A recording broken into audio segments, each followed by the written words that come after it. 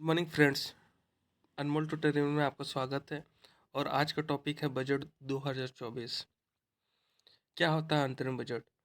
अंतरिम बजट चुनावी वर्ष में नई सरकार चुने जाने तक थोड़े समय के लिए सरकारी खर्च और राजस्व ब्यौरा होता है, अर्थात यह पूर्ण बजट के आने तक के लिए एक अस्थायी प्रावधान होता है। तो इसी से एक क्वेश्चन बन जाता है कि अंतरिम बजट 2024 किसके द्वारा पेश किया गया था। तो जैसे कि हम लोग को मालूम है कि इसका आंसर ए है, निर्मला सीतारमन जी के द्वारा पेश हुआ था। अ, अब जो जो पेश हुआ है, क्या अभी तक का क्या हुआ है और आगे का बजट कैसे इस्तेमाल होगा, उसके लिए हम अब बताते हैं। सर्वाइकल कैंसर को रोकने के लिए सरकारी टीकाकरण लेकर आई है। लड़कियों को इससे बचने के लिए उन्हें मुफ्त टीका दिया जाएगा। आयुष्मान भारत योजना के तहत सभी आशा कर्मी और आंगनबाड़ी कर्मचारियों को सुविधा दी जाएगी। पीएम किसान संपदा योजना से 38 लाख किसानों को लाभ हुआ है। सरकार फसल कटाई के बाद गतिविधियों में निजी सार्वजनिक निवेश को बढ़ावा देगी। सभी कृषि जलवायु क्षेत्रों में नैनो डीएपी के अनुप्रयोग का विस्तार किया जाएगा। 2013-2014 से समुद्र खाद्य निर्यात दोगुनी होने की पृष्ठभूमि में आज एकीकृत एक्वा पार्क स्थापित किया जाएगा। वित्त मंत्री सीतारमन जी का कहना है कि आज सरकार 2047 एक भारत को विकसित भारत यानी विकसित राष्ट्र बनाने के लिए काम कर रही है। प्रधानमंत्री गरीब कल्याण योजना के तहत 80 करोड़ गरीब परिवार को मुफ्त राशन पहुंचाया। योजना के तहत बीपीएल कार्ड वाले परिवार को हर महीने प्रति व्यक्ति 4 किलोग्राम गेहूं और 1 किलोग्राम चावल मुफ्त दिया जाता है। वित्त मंत्री ने कहा, सर्व समावेशी विकास की दृष्टिकोण के साथ काम कर रही है।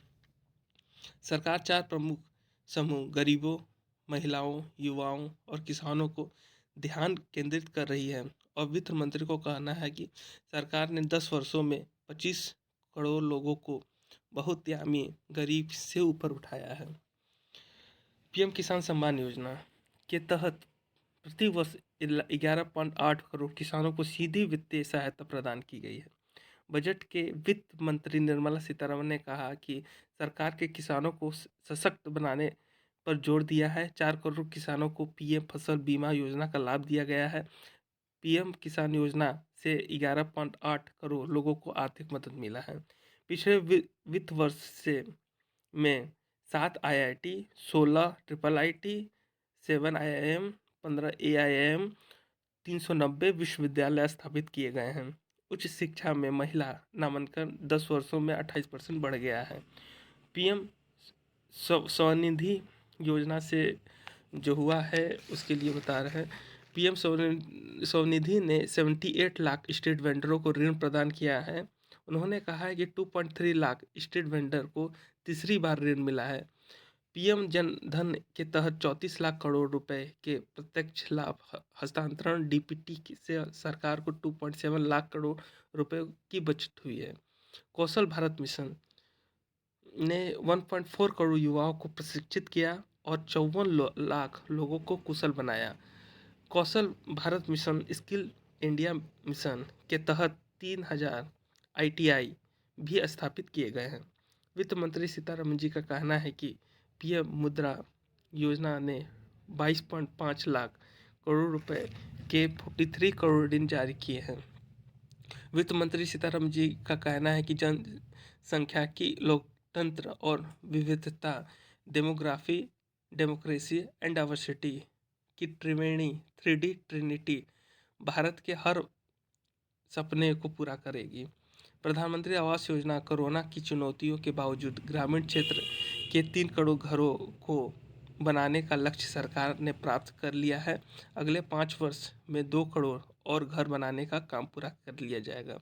देश की 1 करोड़ घरों को सौर ऊर्जा के जरिए 300 यूनिट बिजली मुफ्त दी जाएगी।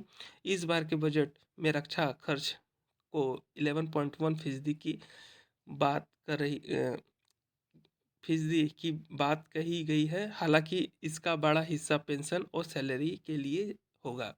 मतलब 11.1% जो रक्षा बजट है उसको बढ़ाया जाएगा और उसमें अधिकांश पेंशन और सैलरी के लिए उपयोग होगा। लखपति दीदी का लक्ष्य 2 करोड़ से बढ़कर 3 करोड़ किया गया है। वित्त मंत्री सीतारमण जी ने कहा है कि 9 करोड़ महिलाओं वाले 83 लाख स्वयं सहायता समूह ग्रामीण सामाजिक आर्थिक परिदेश को बदल रहे हैं। स्वयं सहायता समूह की सफलता ने 1 करोड़ महिलाओं को लखपति दीदी बनाने के लिए सशक्त किया है। रक्षा उपदेशों के लिए गहन तकनीकी को मजबूत करने के लिए नई योजना शुरू की है। 40,000 रेल बोगियों को वंदे भारत मानकों के अनुरूप बदला जाएगा। सरकार वित्त वर्ष में बुनियादी ढांचे के निर्माण में 11.11 करोड़ रुपए खर्च करेगी।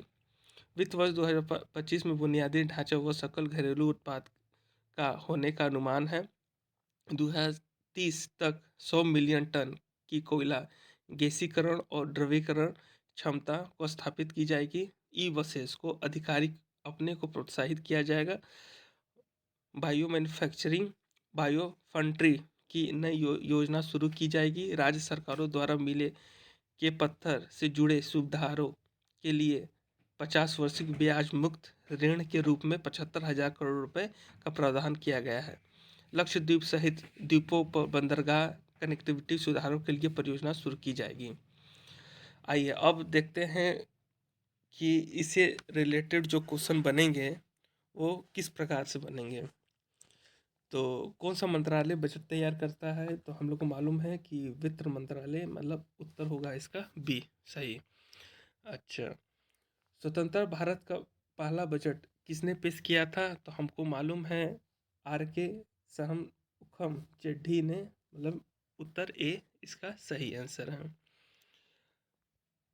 निम्नलिखित में से कौन सा बजट भारत का पहला पेपरलेस बजट प्रस्तुत हुआ है? तो हम लोग को मालूम है कि बजट 2021 और 22 का पेपरलेस बजट था और वो पेपरलेस बजट 2021-22 में पेश हुआ था। संसद में कितने बार पेपरलेस बजट पेश किया गया है? तो इस बार को लेके टोटल 4 बार हो गए हैं, मतलब उत्तर डी सही है। भारत की पहली पूर्णकालिक महिला वित्त मंत्री कौन है?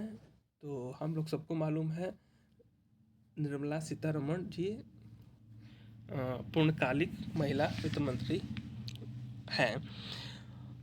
ये सब क्वेश्चन जो है आगामी एग्जाम जो है उसमें देखा जाएगा और हमें उम्मीद है कि आप लोग को इससे बहुत सहयोग मिला होगा। और अगर हमारा मेहनत आपको पसंद आया है तो प्लीज़ हमारा चैनल को लाइक और सब्सक्राइब करते रहें और इसी तरह वर्तमान टॉपिक जो रहेगा उसी पे प्रश्न तैयार किया जाएगा और आपके समीप लाया जाए। धन्यवाद।